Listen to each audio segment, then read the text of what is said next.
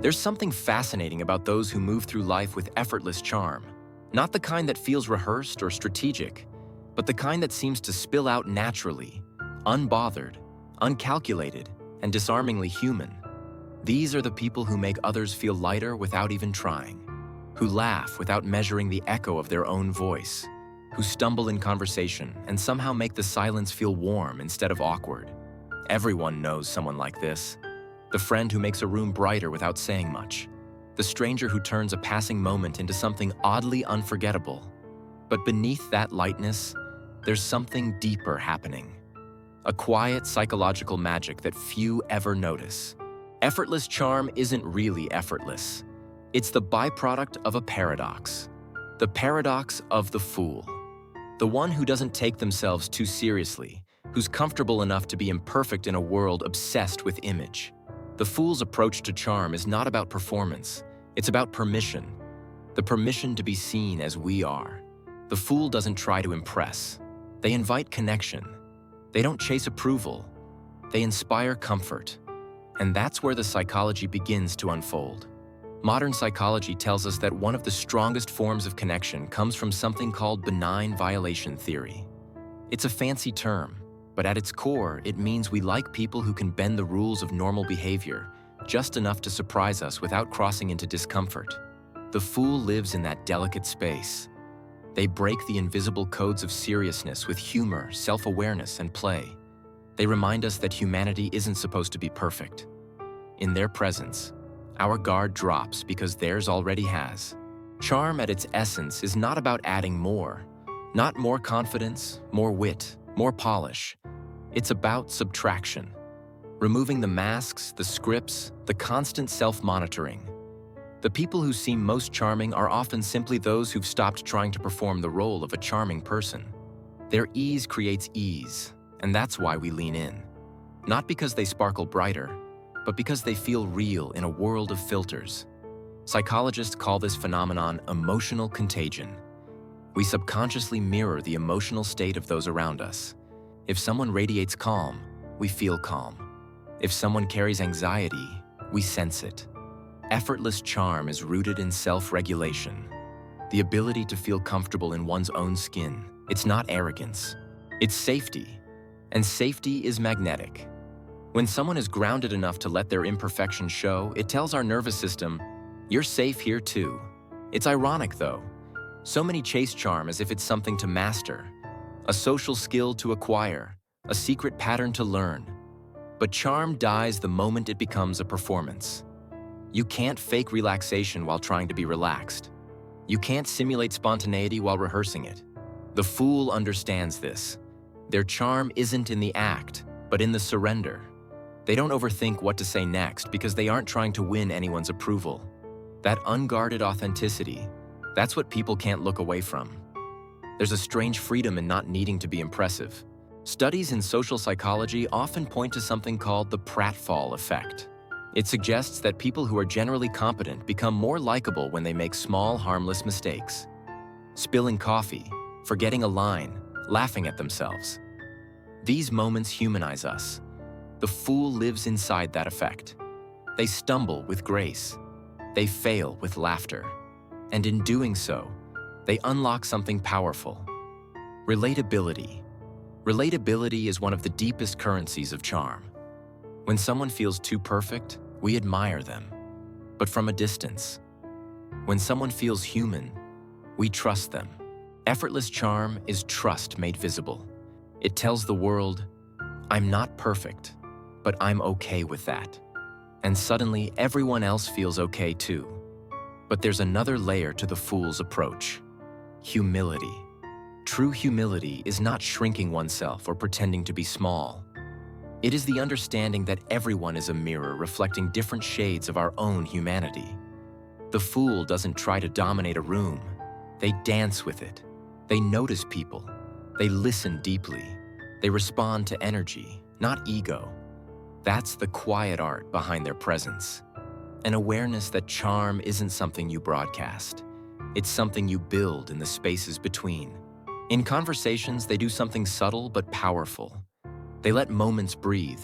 They don't rush to fill silence because silence doesn't scare them. They don't listen just to reply. They listen to feel. And that difference is everything. Most people think speaking well makes you charming. But in truth, being present does. The fool's mind isn't calculating, it's observing. They find humor in the unnoticed, depth in the ordinary, and light in moments most people rush past. Effortless charm often looks like play, and play is one of the most underestimated psychological forces in human connection. In adulthood, play becomes rare, even suspicious. We learn to equate seriousness with intelligence and spontaneity with recklessness. But play signals confidence. The kind that says, "I'm not afraid to be seen enjoying life." That energy draws people in because it taps into something ancient in us. The joy of shared curiosity. The fool doesn't just entertain. They awaken something childlike. That brief suspension of fear where we remember how to simply exist. Yet there's depth behind the laughter. The fool isn't naive, they're brave. It takes courage to be open in a world that rewards control. To smile without calculation, to joke without safety nets, to risk misunderstanding. That's emotional exposure.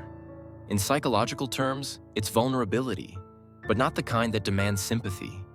It's vulnerability wrapped in strength. The willingness to say, "Here I am," without needing the world to clap for it. And this brings us to one of the most profound truths about charm. It's less about attraction and more about permission. When you encounter someone effortlessly charming, what you're really feeling is the freedom they grant you. The freedom to be a little less guarded, a little more yourself. The fool's approach invites authenticity in others by embodying it.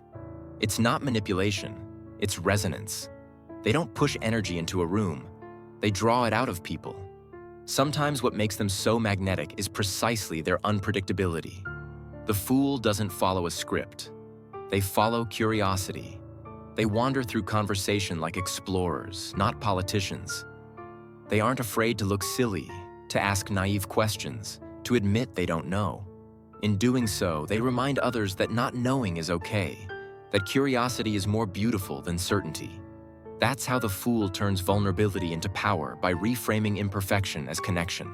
Effortless charm then isn't about being the smartest, funniest, or most attractive person in the room. It's about creating space where everyone feels slightly more alive. It's a presence that whispers rather than shouts, that invites rather than performs. The psychology behind it can be explained in countless ways. Emotional mirroring, confidence calibration, dopamine triggers. But at its heart, it's something ancient and simple. Authenticity mixed with lightness. And maybe that's the secret modern culture keeps forgetting. We chase charisma as though it's a science, but the truth is it's more like music. You can't force rhythm. You feel it.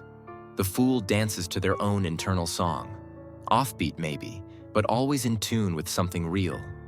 And when others feel that rhythm, they move closer without even realizing why.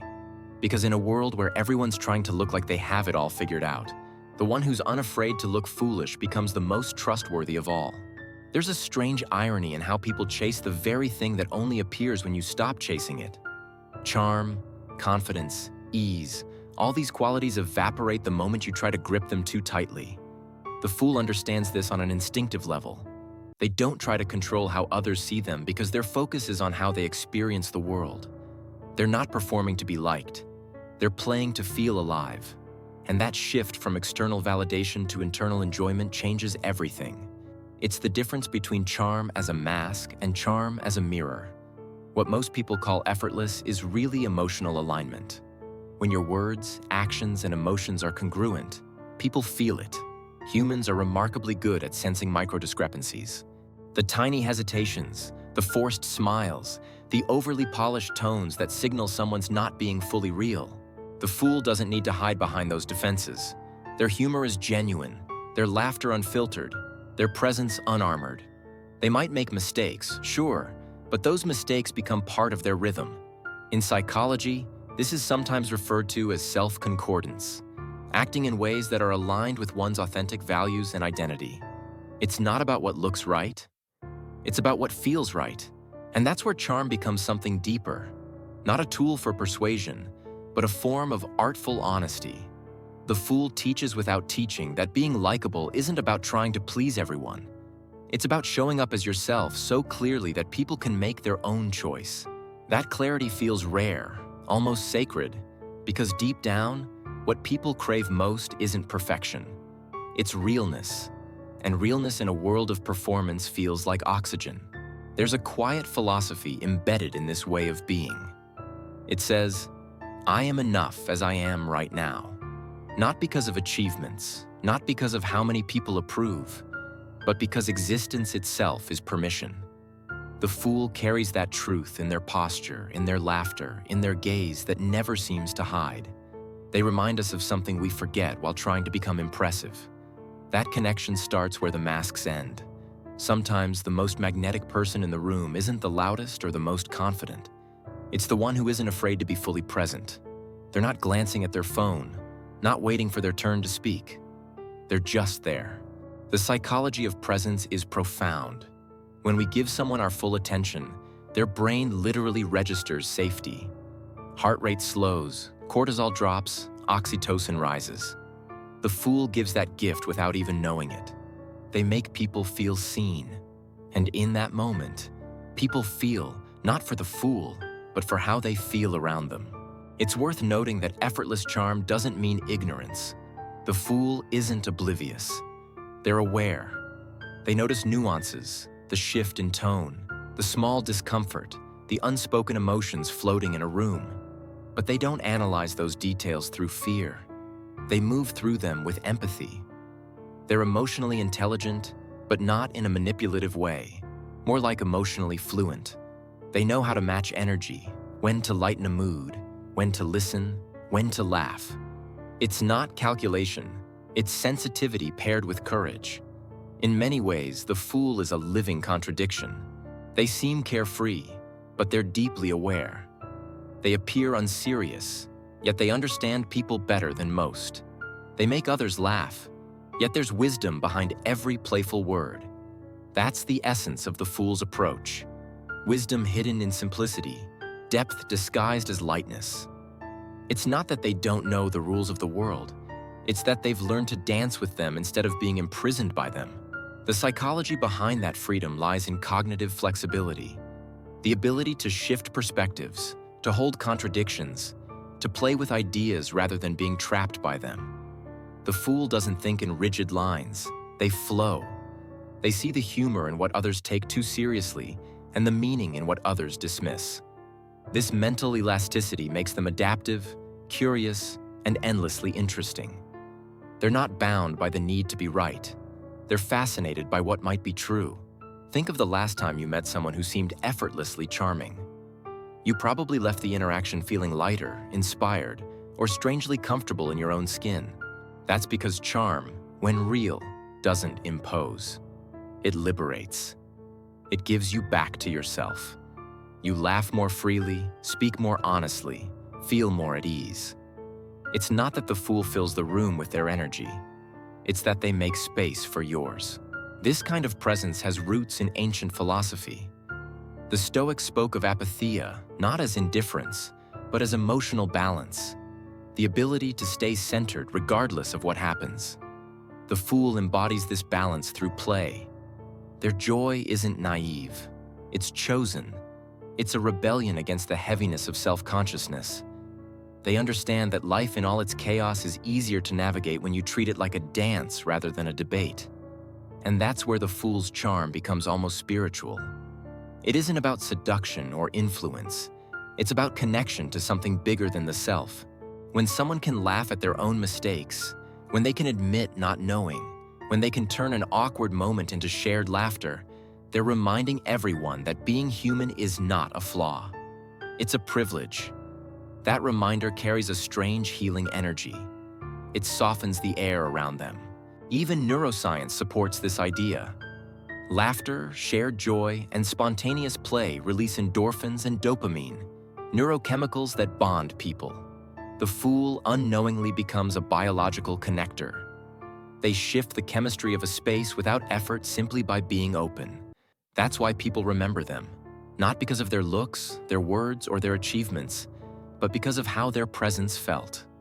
There's a subtle lesson here for anyone who's ever tried too hard to impress. The moment you try to engineer charm, it slips away. The more you chase the image of being likable, the further you drift from genuine connection. The fool's charm emerges from detachment, not apathy, but the absence of desperation. They care, but they're not ruled by the outcome. They know that the beauty of an interaction isn't in being admired, but in being real.